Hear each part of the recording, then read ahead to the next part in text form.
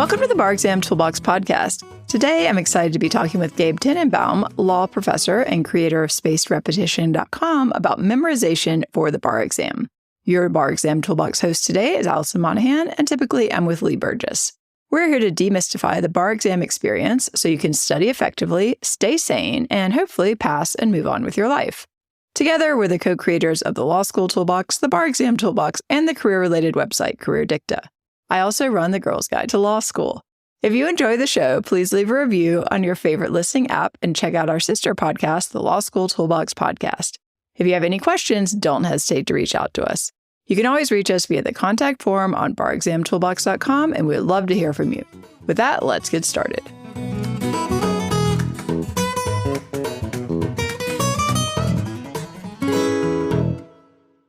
Welcome back to the Bar Exam Toolbox podcast. Today, I'm excited to be talking with Gabe Teninbaum, law professor and creator of spacedrepetition.com, about memorization for the bar exam. Welcome, Gabe. Thanks so much for joining us. It's a pleasure to be with you, Alison. Thank you. Well, to kick us off, can you give our listeners just some basic information on your background so they have a bit of context? Sure. I am a law professor and legal technologist, and I work on teaching law students how to be more efficient, more effective in solving important problems using technology. And out of my teaching interests came this interest in helping students pass the bar exam and be more successful in law school using technology. And that gave birth to spacedrepetition.com, which is a company that I created and have run for the last many, many years that helps students pass the bar at a higher rate and do better in classes. That's awesome. And how can people learn more about you and connect if they want to? I'm all over the internet, so you can just, for better or worse, you can just search my name, Gabe Teninbaum, or you can email me at Gabe, G-A-B-E, at spacedrepetition.com. I'm glad to talk to any law student or bar prepper. Nice. How did you become interested in helping people improve their ability to memorize information? I mean, obviously, this is relevant for a lot of things, but what was kind of your entry point? So I was teaching the class and encouraging students to find problems that were local to them and try to use technology to solve them. So because my students are going into law practice, a lot of them are doing sort of access to justice automation, trying to get people access to courts. They said, I'm supposed to be modeling this sort of productive behavior. Let me come up with a good project that solves a problem that's important to me. We had and have with all law students this problem with bar passage. We want to have 100% bar pass rate. No school has yet achieved that. I said, I think I can help to close that gap. I had read this article in Wired magazine now about a decade ago on this sort of long known but latent science of spaced repetition. And my insight was the technology has now emerged that we can merge the science of spaced repetition with ubiquitous technologies like smartphones that all the students carry. Nice. Well, let's talk about some basics here, because I know some people have heard of spaced repetition, other people maybe not so familiar. What does the science actually say about how people memorize things? So I'll give you the bottom line up front. By using the technology and the science of spaced repetition, students remember anywhere from 2 to 4 times as much as they would using traditional methods like cramming. And it takes them about half the net study time. So you save a bunch of time and you learn and retain a whole bunch more. And obviously that's important for performance in classes, on the bar exam, and just life in general. Actually, if you've heard about spaced repetition, it's most likely outside the context of legal education. Sites like Duolingo, which a lot of people use for foreign language learning, use spaced repetition as a science. And if you'll allow it, I actually have a couple of slides I can show that sort of help people to understand what we're doing and how we go about doing it. Perfect. That sounds great. Yeah, I definitely used Duolingo when I was in Mexico trying to learn Spanish. And I will never forget the word for apple, because they gave me that word like every few days. And I'm like, I remember apple. That is the trick. You have to do it regularly, but it does really help things stick in your mind for long periods of time. So I'm going to pull up on the screen for those who are watching it, a couple of slides. And Alison, can you tell me, are you seeing that fine? I am seeing that. So hopefully everyone else will be. Oh, it just disappeared. Oops. Sorry, that was I was seeing it. There we go. All right.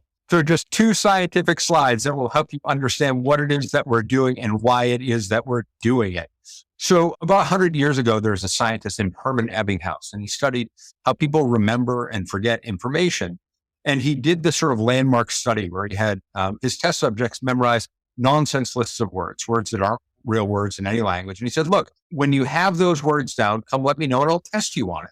And the test subjects did that. And the first group of them came up and they tapped him on the shoulder and said, I'm ready to be tested. And he tested them on the few words that they'd memorized, and they all scored 100%.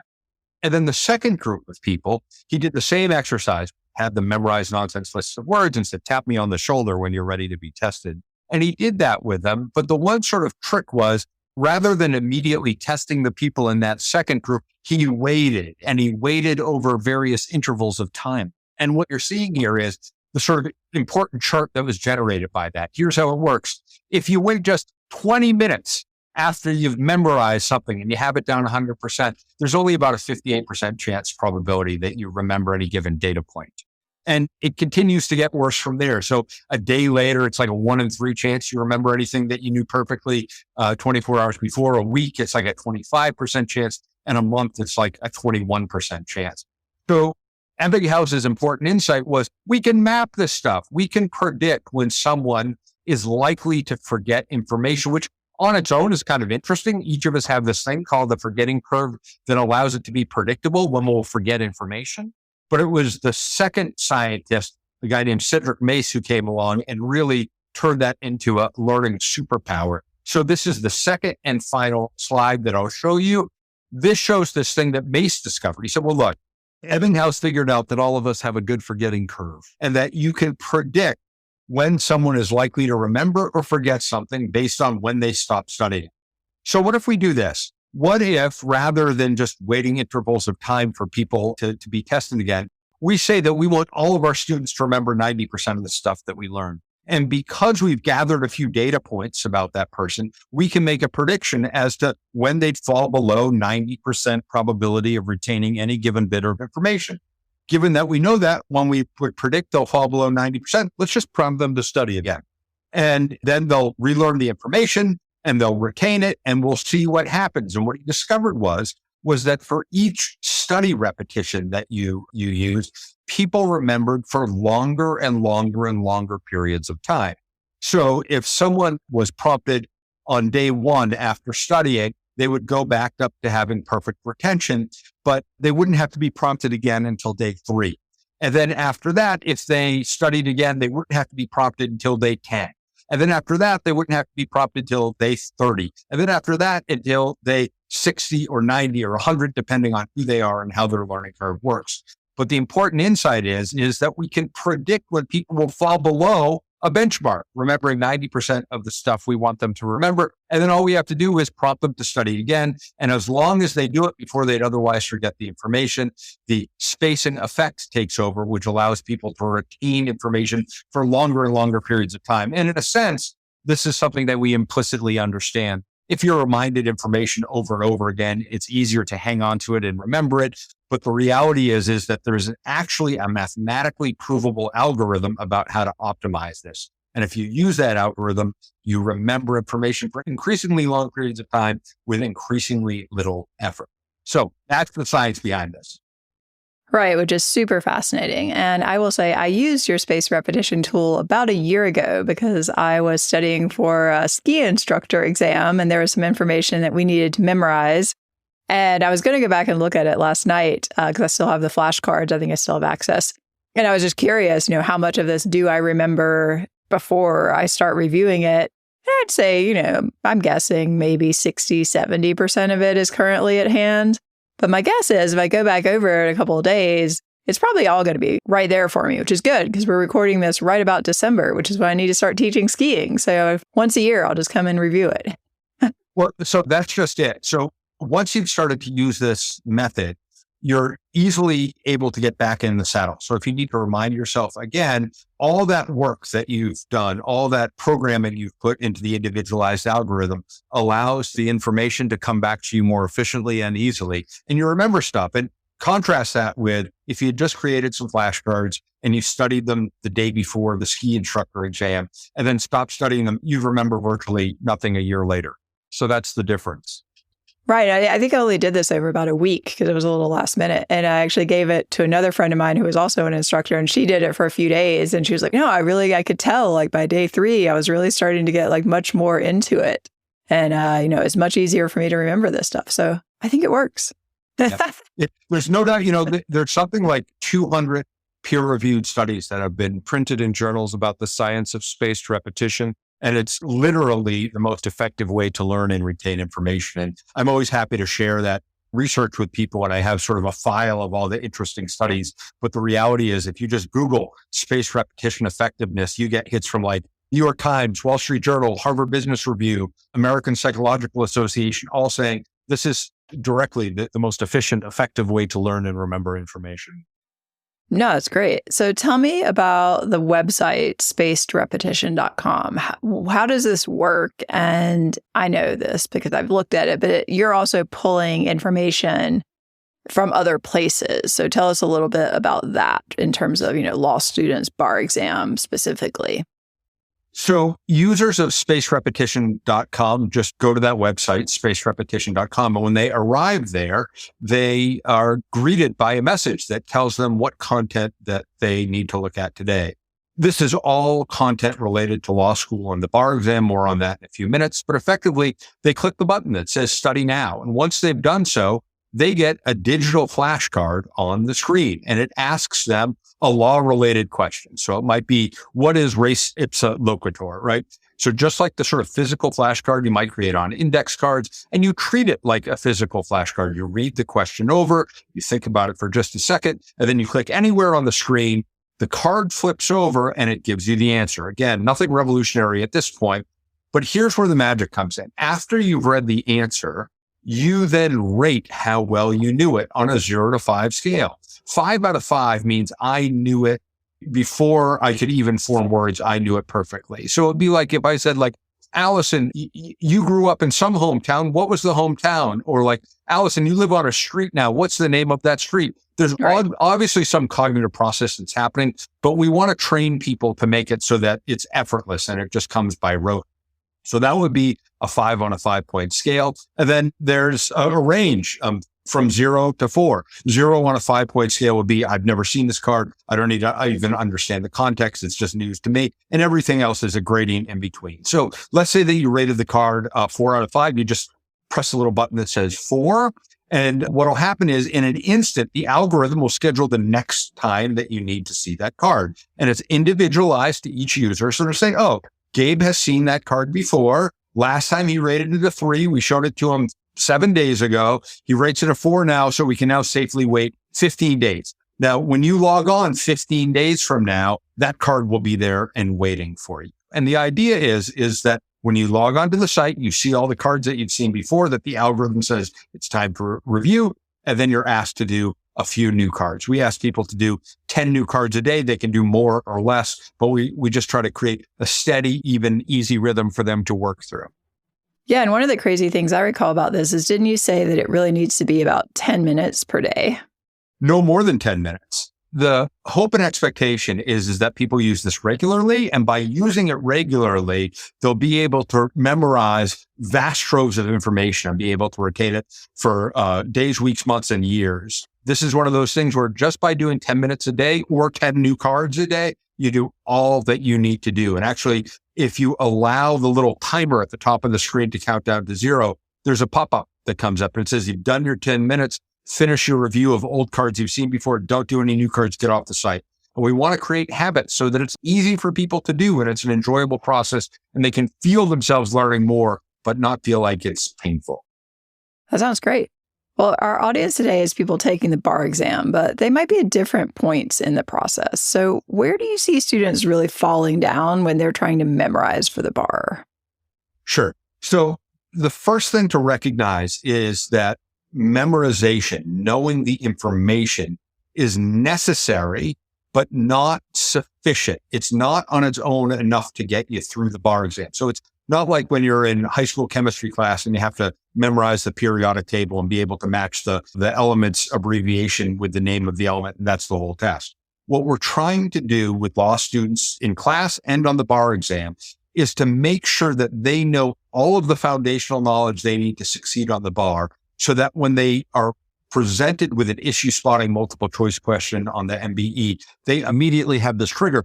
Oh, this is that sort of situation. hear the elements that are at play and can hone in on it. Likewise, when they're on the essay portion of the bar exam, they're doing IRAC or another formula to make sure that they get the relevant information. We want the R in IRAC to come to them like a lightning bolt. We want them to get it perfectly. We want them to get all the points. We want them to save time. And then, of course, the other thing that comes along with having things well memorized is the development of a schema. The more information you know, the more easy it is to create context around that information. So memorizing information, having it retained, having it at the ready for exams in class and into your career is totally vital, although it's not the end of the story. It's just the start of the story. And of course, this is why organizations like yours are so important. It's necessary to know the information. Then you have to really understand what to do with that information.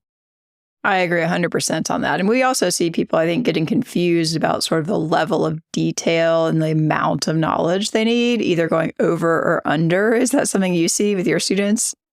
Yes, for sure. So one of the ways that we've dealt with that is we've created content for users that we know is going to be tested on the bar exam. So Alison, you know this, your listeners may not have read up on this yet, but the National Conference of Bar Examiners, the folks that design the bar exam, have an outline. And they say, here are the topics that are in bounds for us. And there's something that's really interesting within that. There are some topics are overweighted. So by example, if you think about the topic torts, everyone's going to be tested on torts on the bar exam. It's going to be whatever it is, 33 questions from torts. But when you look at the torts outline that the National Conference of Bar Examiners give, there's, 4 or 5 subtopics, but one subtopic, negligence, makes up 50% of the points. So the rationale that we've approached this with is if by studying 20% of the content, you can make 50% of the points, we want to for sure focus there. And that's the way that we've dealt with that. It's by trying to get students to know inside and out the things that we know are going to be overweighted on the bar exam. And the other things that they can fill in from there. But that's the easiest way to solve it, is to give students stuff that you know is vital for them to know. No question about it. They are going to be tested. They are going to be expected to know that information verbatim. I absolutely agree. And it's amazing how hard it is sometimes to try to convince students of that. I'm like, if it's an evidence question, you're probably going to need to know something about hearsay. Like if it's torts, probably going to be negligence. Crim, probably a dead body. There are these things that it's like, you need to be really solid on that. And then people get obsessed about like the detail of the details. Like that is pretty unlikely to sink your bar score. That's just right. We want to, it's like the Michael Lewis book in the movie Moneyball. You want to make wise economic decisions about how you spend your time, effort, and energy. So by spending 20% of the time to make 50% of the points, that's what you want to do. And it gives you more time to get into the picayune stuff that is in the weeds or you're interested in, or you just feel the urge to learn, even though it's not the maximum efficiency of your time. Yeah, I think most people studying for the bar just really have to focus their time. And one of the interesting things about this tool is you could actually start using this, say, as a 1L. And then if you use it for a few minutes a day, a few times a week, it sounds like you might actually have memorized a lot of this. That's just right. And because of the way the spacing effect works, you have to do less work as you proceed through your legal education. So it's no secret that the topics that are most tested on the bar exam are the ones you take during your first year. So if you use spaced repetition as a 1L, you can learn these things to do better on your contracts or crim exam. But the reality is that by the end of that school year, if you've just put in a few minutes a day, you can maintain that high level of expertise just by doing very, very little work over the next couple of years. And when you get to the bar exam at the end of 3L year, 4L year, if you're an evening student, it's there, right? And there's much less work to do, which allows you to do the other stuff, to focus on essay writing, to focus on good analysis, to focus on work-life balance, which is really vital too, not just for exam performance, but just as a life skill. Absolutely. No, I think that's so key that you've got to have this information, but it's definitely not the end of the process. So the quicker you can get that baseline knowledge and actually be able to start applying it, the better off you're going to be. Before we wrap up on this part, if you could give people one piece of advice if they're struggling with bar exam memorization, what would it be? Other than use spaced repetition, the answer is... That could be the answer. Give yourself as much time as you possibly can. Cramming the night before an exam is not only not particularly productive, it is counterproductive. It takes away time, energy, and the ability to do well. You need to give yourself some time. Yeah, I think that's one of the big fall down places of some of these bigger courses is they have people try to memorize like the last couple of weeks. And it's like, that is a terrible idea for any number of reasons. You've got to start sooner, whether it's with a spaced repetition tool. We have some quizzes we've developed that people could do for themselves where you're basically filling in the blanks. It's kind of like training wheels for memorization, but just the more you see this stuff and the more frequently, I think the better off you're going to be. Yeah, you've put it well. And everyone's had this experience as a 1L where you go through the first few weeks and it just seems like all of this disjointed information without context. And the more you work with it, the easier it is to understand the context. And as a result, the easier it is to spot issues, to respond to information. Candidly, if you don't quite know the answer, the easier it is to ballpark what the right answer is going to be and get some points, which is, of course, an important exam taking skill. Even if you can't get all the points, you want to salvage some of the points. And giving yourself time to work with the information is vital. Absolutely. We often say you can't memorize something if you haven't learned it. So it's kind of a problem too. People sometimes want to just sit down and memorize a bunch of rules. It's like, well, you don't understand anything about how these actually work in practice. So that's also a problem. All right. Well, before we wrap up, a couple of things I do want to talk to you about unrelated. People, the internet, talk a lot about learning styles and they encourage people to play to their strengths. But this idea has gotten pushback too. What's your take on this as a professor? Intuitively, it seems like people should have learning styles, but empirically, they apparently do not have learning styles. So that's just the right answer. I think that what educational theorists would tell you is that you need to put yourself in a position where you can focus on the material in front of you in a distraction-free way. And the stuff about learning styles is not empirically supported. Yeah, which I hear you on, and I've read the same things, but I'm completely convinced that I'm a visual learner. So intuitively, I am in full agreement, but I know what the science says. Yeah, it's very interesting. Don't get too hung up on that. Use all the styles, I guess, is the answer, whatever works. Well, let's shift gears a little bit before we wrap up and talk about some of your academic interests in the specific context of generative AI, because I read the transcript that you and Lee had a conversation about a year ago, and one of you made a comment at the time about how technology couldn't teach you to write out an answer. But we're getting very close to that now. So how do you see Gen AI shaping legal education and also the future of practice? It will change the future of practice and the impact of law in society in every conceivable way. You're correct. I think generative AI has gotten to the point where it is quite close to being able to emulate a human response in certain scenarios. And in some scenarios, it's actually does better work than humans. So there's a bunch of research now that says that if you take a complex document, like a case opinion, a published opinion, and asks generative AI to summarize it, it will do so better than a human reviewer would. And of course, it'll do it in a fraction of the time. So I think what we'll see increasingly is that there's opportunities for lawyers to do the things that generative AI still can't do as effectively as lawyers. And those are things like exercise empathy, creativity, judgment, leadership, and counseling skills. And law students and lawyers will more and more be expected to learn to use these tools as an adjunct to their law practice. And it'll create interesting dynamics. The kind of work that you used to be able to bill 4 hours to do, it may very well be that you can now only bill 1 hour to do. And most of that time is spent reviewing generative AI tools. So the explosion is remarkable and unexpected, and I teach it, and it's very hard to keep up even week to week with the developments. It's just remarkable stuff.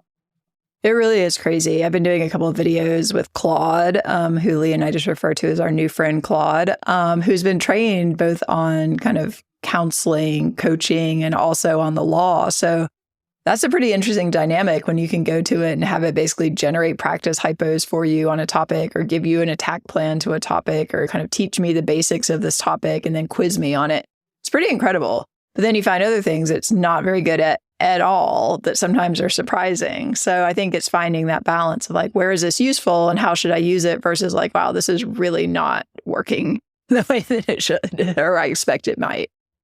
Right. And so where generative AI is not quite ready for prime time is when it's forced to identify specific pieces of information and make reference to them. If you asked it to write you a case brief on topic A, B, or C, citing relevant law for your jurisdiction, it might not have access to the database of cases, or it might not be up to date, and it might just make stuff up. And worse than that, it will make stuff up that looks real and is not jeopardizable because the cases it references are not real. It's just hallucinating.